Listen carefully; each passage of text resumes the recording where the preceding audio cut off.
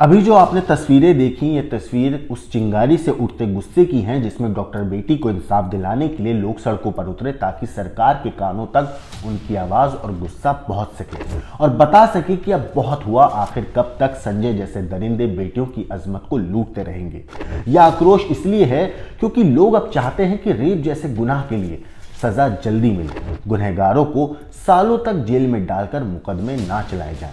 ये तस्वीरें गवाह है इस बात की कि जब जनता का गुस्सा जमीन पर आता है तो लोहा जुड़ता नहीं टूट जाता है, और यही सोमवार दोपहर कोलकाता की सड़कों पर हुआ। असल में बंगाल सरकार के सचिवालय की तरफ ममता सरकार के खिलाफ गुस्से में उबलती जनता प्रदर्शन करने उतरी थी सड़क पर। बैरिकेड को कागज के पन्नों की तरह मानो खींच कर फेंक दिया और बता दिया कि जनता की नाराजगी के आगे कोई वेल्डिंग मशीन काम नहीं आती है। वैसे इस बीच एक ये भी खबर सामने आई कि जिस रात डॉक्टर बेटी के साथ हैवानियत को आरजीकर अस्पताल में अंजाम दिया गया, यानी कि वारदात की रात को आरोपी संजय रॉय द्वारा इस्तेमाल की गई बाइक को कोलकाता पुलिस आयुक्त के नाम पर रजिस्टर्ड है। वो बाइक सीबीआई ने 2 दिन पहले ही आरोपी की जो बाइक है, तकरीबन 3 दिन पहले आरोपी की बाइक को जब्त किया था। सीबीआई के मुताबिक और कई मीडिया रिपोर्ट्स के हवाले से मैं आपको बताऊं तो आरोपी संजय रॉय की यह बाइक साल 2024 मई के महीने में रजिस्टर्ड कराई गई थी। पुलिस के नाम पर रजिस्टर्ड ये बाइक है और आरोपी ने इसे नशे की हालत में तकरीबन 15 किलोमीटर चलाया था, 15 किलोमीटर का सफर तय किया था। इस जानकारी के सामने आने के बाद ऐसा लगता है कि मामले में मुख्य आरोपी संजय रॉय और पुलिस के तार कहीं ना कहीं आपस में जुड़े हुए हैं और ये सबूत सीबीआई के हाथ अब लग गए हैं।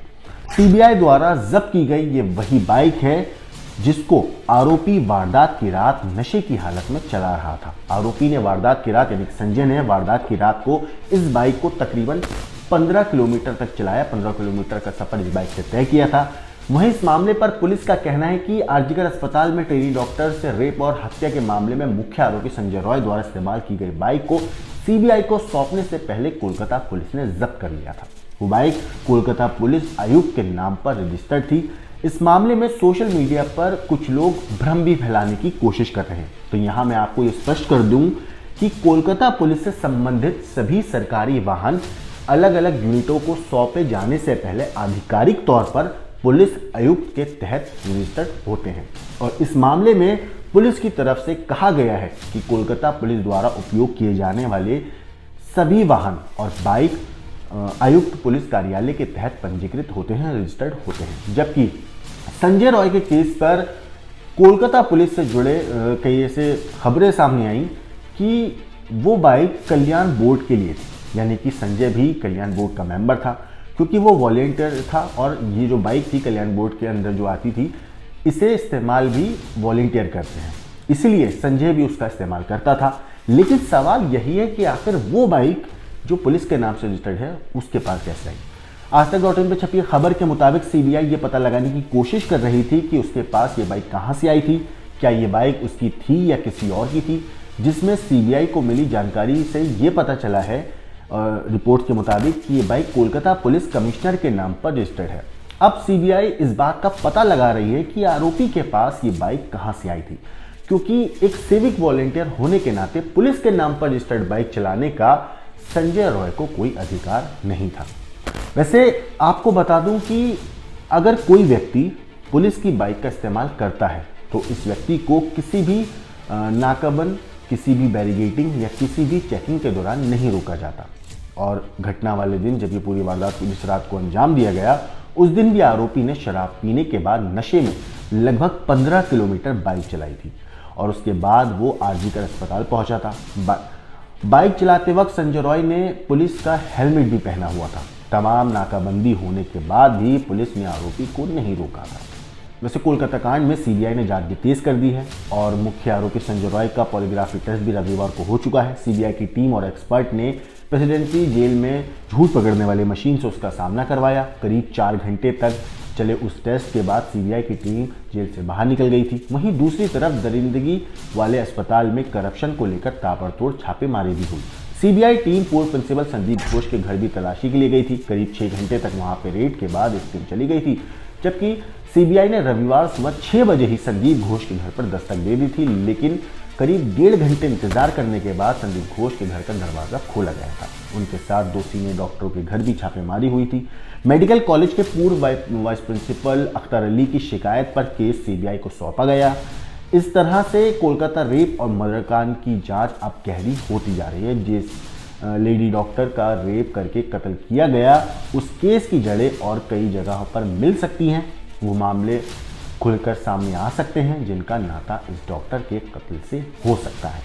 ममता सरकार ने धांधलियों की जांच के लिए वैसे एक एसआईटी बनाई थी, लेकिन हाईकोर्ट ने इस मामले पर कहा था कि ये मामला भी सीबीआई को ही जांचना चाहिए। और अब रविवार की सुबह सीबीआई एक्शन में आई थी और सीबीआई ने ताबड़तोड़ 15 जगहों पर छापेमारी की थी। हर जगह तलाशी हो रही थी।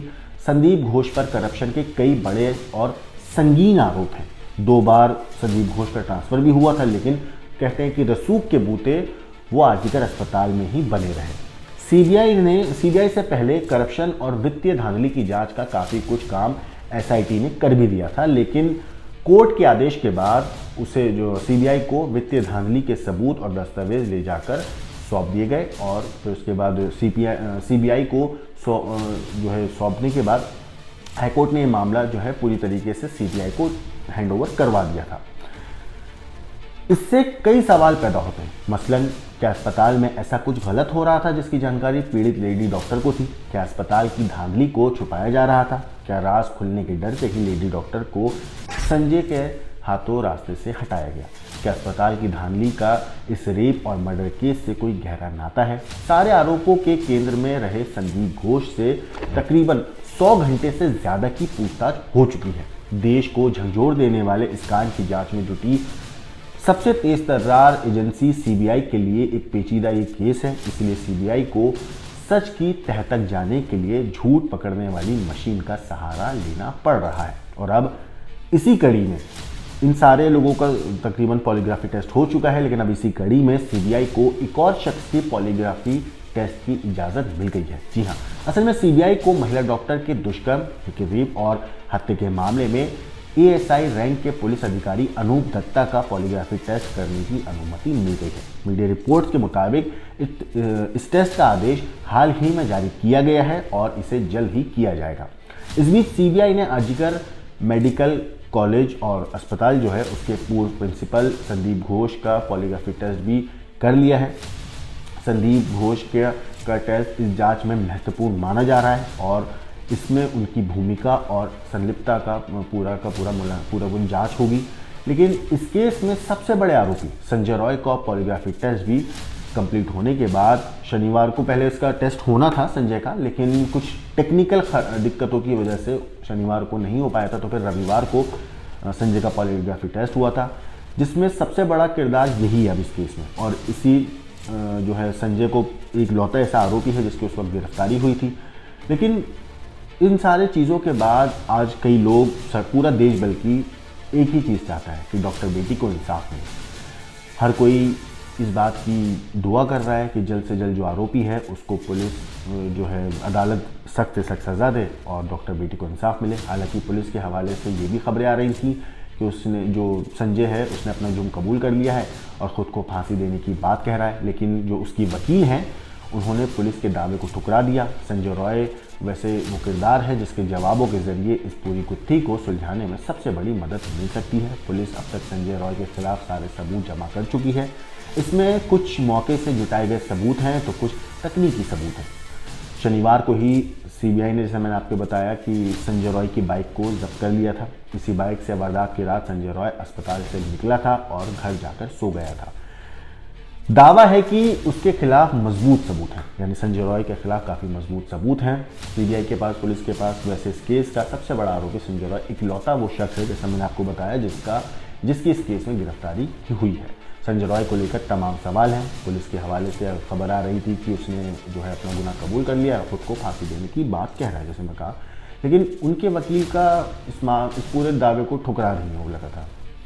उनका जो संजय है, संजय रॉय को लेकर दावे हो रहे हैं कि उसके खिलाफ मजबूत सबूत हैं, लेकिन 8 और 9 अगस्त की दरमियानी रात को अस्पताल में आने जाने की उसकी हर तस्वीर जो है कैद है सीसीटीवी में।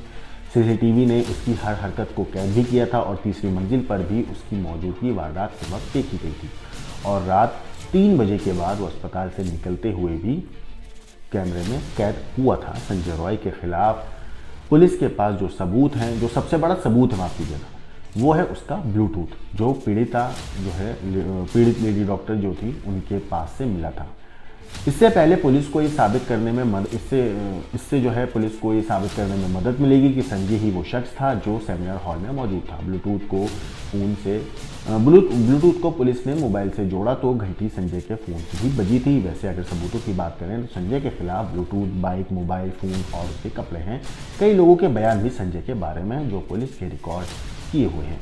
पुलिस का दावा है कि संजय ने माना है कि हाँ, मैंने गुनाह किया, मुझे फांसी दें। हालांकि जैसे मैंने आपको कहा, उसकी माँ और उसकी वकील ने क्लियर मना कर दिया कि पुलिस की जो दावा है इसको छुटला दिया है। हालांकि संजय की माँ और बहन को यकीन नहीं हो रहा कि संजय ने ऐसी घिनौनी वारदात को अंजाम दिया होगा।